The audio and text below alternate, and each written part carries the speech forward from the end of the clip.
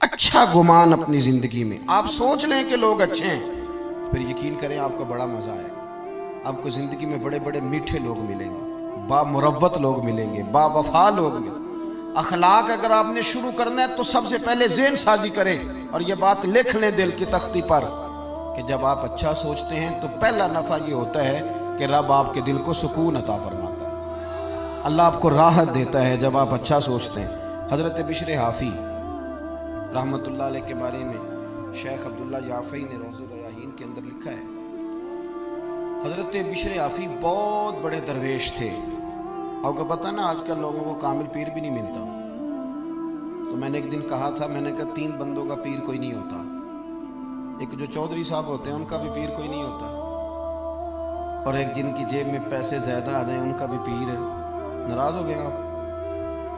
اور تیسرا جو آدمی کو 4 ڈگریاں لے لینا، چاہے سیپلیوں میں بھی یہ کر لے، اس کا بھی پیر کوئی نہیں ہوتا، اس کا بھی تھرمامیٹر تگڑا ہو جاتا ہے۔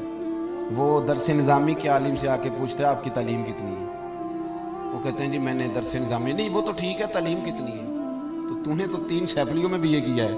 اللہ کے فضل سے مدارس اسلامیہ کے چوتھے سال کا بچہ وہ کسی ماسٹر ڈگری والے کو قریب پھٹکنے نہیں دیتا۔ کیا سمجھتے ہیں ٹسٹ تے پکھڑا کوار گندل اسی اور بھی بوٹیاں جاننے ہیں؟ یہ تو ہم نے بچوں کو سمجھایا ہوا ہے کہ آپ کی زبان سے میٹھے جملے ہی اچھے لگیں گے۔ آپ میری بات پر توجہ کریں۔ حضرت بشر حافی بہت بڑے شیخ تھے، امام احمد بن حنبل جیسے لوگ ان کی عزت کرتے، توقیر کرتے، اکرام کرتے، ان کی محفل نور کی حاضری دیتے، لیکن سارا بغداد قدر کرتا۔ ایک تاجر تھا بغداد کا، وہ کہتا مجھے نہیں بابا اچھا لگتا جی وہ آپ کو کیوں نہیں اچھے لگتے؟ کہنے لگے وہ جمعے والے دن نا جماعت کے ساتھ نماز پڑھتے ہیں پر باقی نماز پڑھتے نہیں اور گھر چلے جاتے ہیں، لو کر لو بات۔ بہت سارے لوگوں کو شکوہ ہوتا ہے کہ ہمارا امام جو ہے وہ عصر کی سنتیں پہلی نہیں پڑھتا اور عشاء کی پہلی سنتیں نہیں پڑھتا۔ تو میں کہتا ہوں جس چیز کو رب رسول نے فرض نہیں کیا آپ کیوں کرتے ہیں؟ پڑھنی چاہیے انہیں، خیر کی بات یہی ہے، عمدہ بات یہی ہے، پر اتنی زیادہ تنقید، اتنی زیادہ، اور سارے فیصلے دوسروں کے لیے کر لیے نیک ہونے کے۔ وہ کہتے ہیں جی وہ بابا جی نا فرض پڑھتے تھے جماعت کے ساتھ تو باقی نماز جماعت کے ساتھ نہیں پڑھا کرتے تھے، چلے جاتے تھے تو مجھے اچھے نہیں لگتے تھے۔ لوگوں نے مجھے سمجھایا کہ اللہ کا نیک بندہ ہے، بڑے بڑے علماء اور ذی شعور لوگ قدر کرتے ہیں، اور آپ کا یہ حال ہے۔ کہتا ہے میں نے ایک دن سوچا کہ میں پتہ تو کروں بابا جاتا کہاں ہے ویسے جمعے والے دن، اتنی جلدی کاہے کی؟ کہتے ہیں میں نے ان کے ساتھ نماز جمعے کی ادا کی ایک ہی صف میں۔ حضرت بشر حافی سلام پھیرا، دعا بھی نہ مانگی اور اٹھ کے نکل گئے۔ کہتے ہیں جب وہ چلے تو میں بھی پیچھے چلا، ایک نان بائی کی دکان پہ پہنچے تو چند نان خریدے۔ میں نے کہا خو پیر صاحب کو بھوک نے ستایا تھا، وہ تو روٹی کی خاطر سنت اور نوافل چھوڑ دی۔ پھر وہ آگے بڑھے اور ایک ہوٹل سے انہوں نے کباب خریدے۔ میں نے کہا خو دیکھو ان کی عمر دیکھو اور ان کے ذائقے دیکھو۔ پھر وہ جب جنگل کی طرف بڑھے تو میں نے سوچا کہ یہ نا سبزے پہ بیٹھ کے اب کھانا کھائیں گے لوگوں سے چھپ کے، اور لوگوں کو بتائیں گے کہ روزے زیادہ رکھتا ہوں، میں تو عبادت میں رہتا ہوں۔ کہتے ہیں وہ جنگل کی طرف مڑے تو میں بھی پیچھے ہو گیا۔ چلتے چلتے نا حیران میں تب ہوا جب ایک جھونپڑی آئی، اس جھونپڑی کا دروازہ باہر سے بند تھا۔ بوڑھے شیخ نے اپنے کانپتے ہاتھوں سے وہ دروازہ کھولا، اور جب انہوں نے پردہ ہٹایا تو چارپائی پہ ایک بوڑھے بابا جی جو فالج زدہ ہے، مریض ہیں، وہ لیٹے ہوئے تھے۔ کہتے ہیں حضرت شیخ نے کھانا ایک کونے میں رکھا اور دوڑ کے پہلے بابا جی کو سیدھا کیا، اور پھر جھٹ سے پیالے میں پانی لائے اور اپنے امامے کا پلو پانی میں ڈال کے تو بابا جی کا منہ صاف کیا۔ بابا جی کو بٹھا کر کے نا تو پہلا لقمہ توڑ کے ان کے منہ میں ڈالا، اور حضرت بشر حافی کہنے لگے بزرگوں معاف کرنا، آج جمعہ تھا، نماز پڑھتے دیر ہو گئی، روٹی لے کے آنے میں دیر ہو گئی، ابھی تو میں نے سنت بھی پڑھنی ہے، نوافل بھی پڑھنے ہیں، ابھی تو میری بقیہ نماز باقی ہے۔ وہ شخص کہتا ہے میں باہر کھڑا تھا اور میرا وجود کانپ رہا تھا، میں تھر تھر کانپ رہا تھا، میں کیا سوچتا تھا، یہاں کیا بن گیا۔ حضرت بشر حافی رحمت اللہ تعالیٰ علیہ کہنے لگے معاف کرنا، تو بوڑھے بابا جی کہنے لگے بشر 14 سال ہو گئے یار، میرے تو اپنے بھی مجھے چھوڑ گئے، 14 سال ہو گئے، روز روٹی لے کے آتے ہو، میں زندہ لاش ہوں، کب تک بیمار رہوں گا، कब तक आते रहोगे, अब बस भी करो ना। तो हजरत बिशर हाफी ने बाबा जी की आंखों से आंसू पूंछे और दूसरा निवाला मुंह में दे के फरमाने लगे, बाबा जी बस बस, आज के बाद ये बात ना करना, ये जो सारा शहर मेरी कदर करता है और मैं नंगे पांव बगदाद की गलियों में चलता हूं तो जानवर भी गोबर नहीं करते, तो ये मेरे नफलों और चिल्लों की वजह से नहीं है, मैं आपकी खिदमत करता हूं तो रब ने मखलूक के दिलों में मेरी मोहब्बत पैदा फरमा दी। बात को समझे मेरे भाई। वो कहते हैं मैं जिसको उनकी गलती समझता था ना, वो उनकी सबसे बड़ी खूबी निकल आई। और मियाँ कुछ तो मजबूरियां रही होंगी, यूं ही कोई बेवफा नहीं होता, कुछ तो मजबूरियां रही होंगी, यूं ही कोई हमने तो हर शख्स के बारे में, आप यकीन करें हर शख्स के बारे में जिसकी भी बात छेड़े ना, जिसकी भी लोग कोई ना कोई कहानी सुना देते हैं, कहते हैं आपको नहीं पता मैं बताता हूँ। भाई बस करें, नबी पाक सल्लल्लाहु अलैहि वसल्लम ने फरमाया लोगों की जासूसी ना करो वरना तुम उन्हें खराब कर दोगे।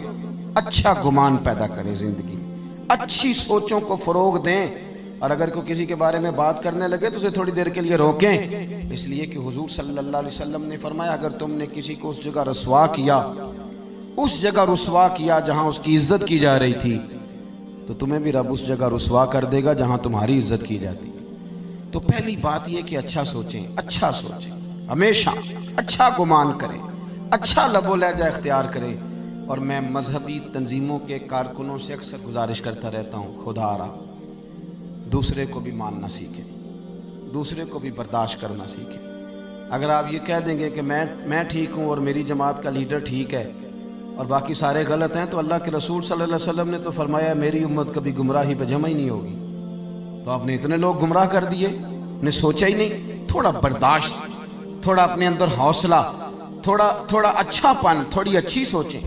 दूसरी बात जिस अखलाक की आज बड़ी ज़्यादा ज़रूरत है, बड़ी ज़्यादा, वो ये है कि खुददारी और इज़्ज़त नफ्स पैदा करें। हमारे यहाँ ना मुफ्तखोरों की लाइनें लंबी होती जा रही, फारिग बैठने वालों का मिजाज बढ़ता चला जा रहा, दूसरों के पैसों पे कारोबार करना है, दूसरों के पैसों पे जिंदा रहना है, ये मिजाज बनता जा रहा है। चंदा लेने वाली जमातें इतनी ज़्यादा हो गई, टीमें इतनी ज़्यादा हो गई कि बहुत सारे लोग अब वैसे ही इस बात से नाला हैं, वो हर लेने वाले को अदाकार और फनकार समझते हैं।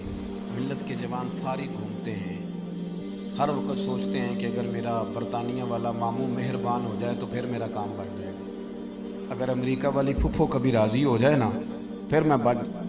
सहारे ढूंढते हैं। कुरान मजीद ने असहाब सुफ़ा की तारीफ़ की, ये कहा कि वो बड़े गरीब लोग थे, लेकिन फरमाया ला यसअलून अन्नास इल्हाफा, वो कभी भी लिपट लिपट कर सवाल नहीं करते, अपनी खुददारी को बचा के रखते, बचा के। हज़रत हकीम बिन हिज़ाम रदी अल्लाह ताला अन्हु फरमाते हैं मैं नबी पाक सल्लल्लाहु अलैहि वसल्लम की खिदमत में हाजिर था और हम 8-9 सहाबा हाजिर थे। हुजूर ने फरमाया मेरे हाथ पे बैत करो। या रसूल अल्लाह सल्लल्लाहु अलैहि वसल्लम हम तो बैत कर चुके। हुजूर ने फिर फरमाया बैत करो। हुजूर हम तो बैत कर चुके। तीसरी दफा फरमाया बैत करो। या रसूल अल्लाह किस बात पर? फरमाया मेरे हाथ पर बैत करो, किसी दुनियादार से सवाल नहीं करो, किसी सेठ नवाब से सवाल, हाँ अपनी मट्टी पे चलने का सलीका सीखो, किसी के संग मरमर पे चलोगे तो फिसल जाओगे। छोड़ें हाथ फैलाना, छोड़ें। हर वक्त इंसान यही सोचता रहे कि फलां सेठ राजी हो गया तो काम बन गया। झूठ बोलना, खुशामतें करना, दुनियादारी करना, इस चक्कर से बाहर आए। जब को मेरे नाम पे चंदा मांगने निकलेगा कि मियाँ आजमत साहब आपने मौलाना साहब बुलाए हैं तो सुना है कि आपको 40,000 रुपया भी देना है, और इस नाम पे जब चंदा इकट्ठा होगा तो मेरी बात का कोई खाक असर लेगा। वो कहेगा हजरत तो काम लगे हुए हैं, तो कारोबार के लिए निकले हुए हैं माज़अल्लाह। खुदा हर चीज़ के अंदर थोड़ा खुददारी का फेर, थोड़ा इज्जत नफ्स का ख्याल करें। दुनिया में अमीर आदमी कौन होता है? जो ज़्यादा मालदार हो ना भाई। अमीर तो वो होता है कि जो रब ने उसे दिया हो फिर उस पर उसे कनात भी हासिल हो। मुस्नद इमाम अहमद बिन हंबल में नबी पाक सल्लल्लाहु अलैहि वसल्लम से हज़रत अनस बिन मालिक ने पूछा हुजूर जिल्लत क्या है? फरमाया लालच ना करना, जलील हो जाएगा। अर्ज की हुजूर इज्जत क्या है? इज्जत क्या है? इज्जत क्या है? अल्लाह के रसूल ने फरमाया जो रब ने तुझे दिया है ना, जो रब ने तुझे दिया है उस पर राजी हो जा, अल्लाह तुझे इज्जत अता फरमा देगा। छोड़ दे दूसरों की जेबें देखना, निकल आए इस दौड़ से बाहर, बाहर आए। حضرت سالم بن عبداللہ بن عمر، امام ابو نعیم نے لکھا ہے اس کو، حضرت سالم بن عبداللہ حضرت عبداللہ بن عمر کے صاحبزادے، اور جو تسلسل آ رہا ہے نا صوفیاء کا، اس جماعت کے سرخیل ہیں، اہل ذکر تھے، اہل وجد و سرور تھے، کیفیات والے لوگ تھے۔ حضرت سالم بن عبداللہ رضی اللہ تعالیٰ عنہ طواف کعبہ کے لیے تشریف لے گئے حرم مکہ میں، تو طواف آپ فرما رہے تھے تو اللہ تعالیٰ اپنے نیک بندوں کی محبت لوگوں کے دلوں میں ڈال دیتا ہے، لوگ دور دور سے آتے، آپ کی دست بوسی کرتے، دعا کراتے۔ خلیفہ کو کسی نے بتایا کہ حضرت سالم بن عبداللہ آئے ہوئے ہیں، وہ بھی چلا گیا، اور جب اس نے دیکھا نا بڑا رش ہے تو وہ انتظار کرنے لگا۔ حضرت طواف سے فارغ ہوئے، 8واں استلام جب کر لیا تو آگے بڑھا، ہاتھ ملایا، کہنے لگا جی میں گورنر ہوں، خلیفہ ہوں مکے کا۔ اب نے فرمایا تو میری باتوں کی سمجھ آ رہی ہے آپ حضرات کو؟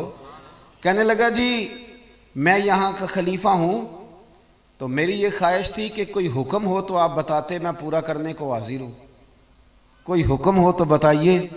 تو حضرت سالم بن عبداللہ رضی اللہ تعالیٰ عنہ اس کا چہرہ دیکھا تو فرمانے لگے کس نے گورنر بنایا تجھے؟ تو بڑا بیوقوف آدمی ہے، تو بالکل تجھے خیال ہی نہیں آیا، تو کیا کہہ رہا ہے؟ وہ کہتے ہیں پہلی دفعہ کسی بندے سے ملاقات ہوئی تھی، میری بھی ٹانگیں کانپنے لگیں، یہ شخص کہاں سے بات کر رہا ہے؟ خودداری ایک بڑی اعلیٰ چیز کا نام، کس نے تجھے گورنر بنایا؟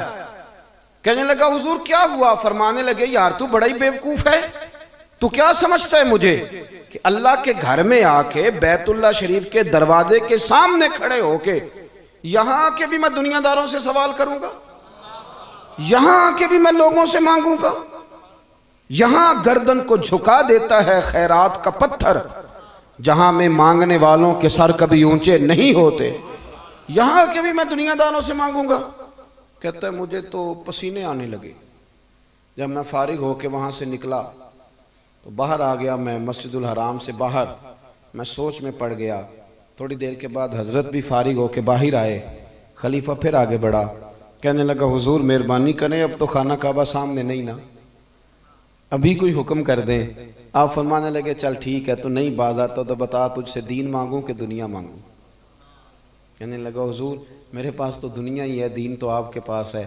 تو آپ فرمانے لگے جا پھر اپنا کام کر، دنیا تو میں نے اس سے کبھی نہیں مانگی جس نے دنیا بنائی ہے، میں تو اس سے بھی اس کا فضل ہی مانگتا ہوں، تو مجھے کون سا رستہ دکھا رہا ہے؟ میں نے اس سے نہیں کبھی دنیا داری کا سوال کیا، دنیا کا تو کون سا رستہ؟ خودداری اختیار کر۔ پتہ ہے لوگ ہمیں خرید کیوں لیتے ہیں؟ الیکشن میں بولیاں کیوں لگتی ہیں؟ اس لیے کہ کہیں نہ کہیں ہمارا کوئی ریٹ ہوتا ہے، کہیں نہ کہیں ہم الجھ جاتے ہیں، کہیں نہ کہیں ہم خرابی کرتے ہیں، پھر ہمارے ریٹ لگنے لگتے ہیں، پھر لوگ سمجھتے ہیں کہ کسی نہ کسی مقام پہ جا کے کسی نہ کسی شخص کو ہم نے قائل کر ہی لینا۔